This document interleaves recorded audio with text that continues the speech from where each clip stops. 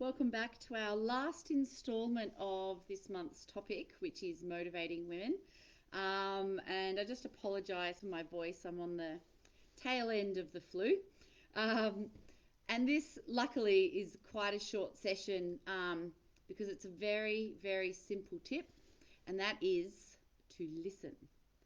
So, that might seem obvious, and before you dismiss it out of hand, what you've got to understand is women are self-censoring, like on a minute-by-minute basis. Um, we're told subliminally, overtly, or otherwise, to be quiet, to be less, to be smaller. Um, and public perceptions of how much space we take up and how much voice we have are also distorted depending on what country you're in. But for example, sort of Australia and America right now, if a woman speaks for 30% of the conversation, she's perceived as speaking more than anyone else.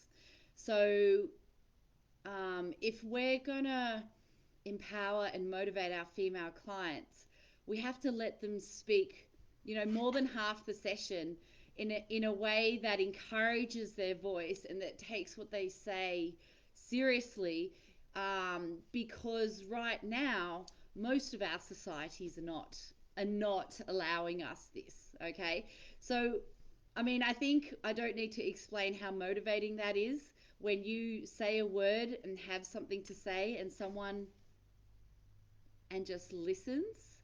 As coaches, it's probably our most powerful tool. But as male coaches in particular, it's actually more powerful than you realize. Now, the other thing that quietens women is that we are interrupted at over twice the rate that men are interrupted, which means we get halfway through a sentence and our male counterpart will jump right in. So again, it doesn't really matter if you're one of those guys that interrupts or if you're a female that interrupts. That's me. I have another reason for that, but that's different. Um, what matters is you're aware of it and you're aware that she's experiencing this in sort of wider society and that you are at pains to avoid it in your sessions. Okay?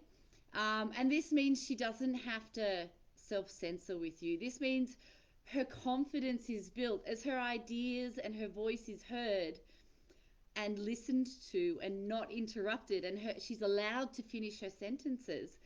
That's empowering, right?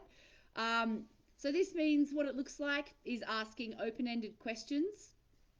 You wait until your female client finishes speaking before you offer feedback.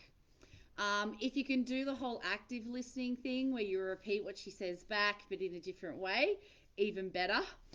um, and make an effort to take what she does say seriously, even if you don't agree. Okay, because what I see a lot of and what I experience a lot of is you don't understand, therefore it's stupid, right?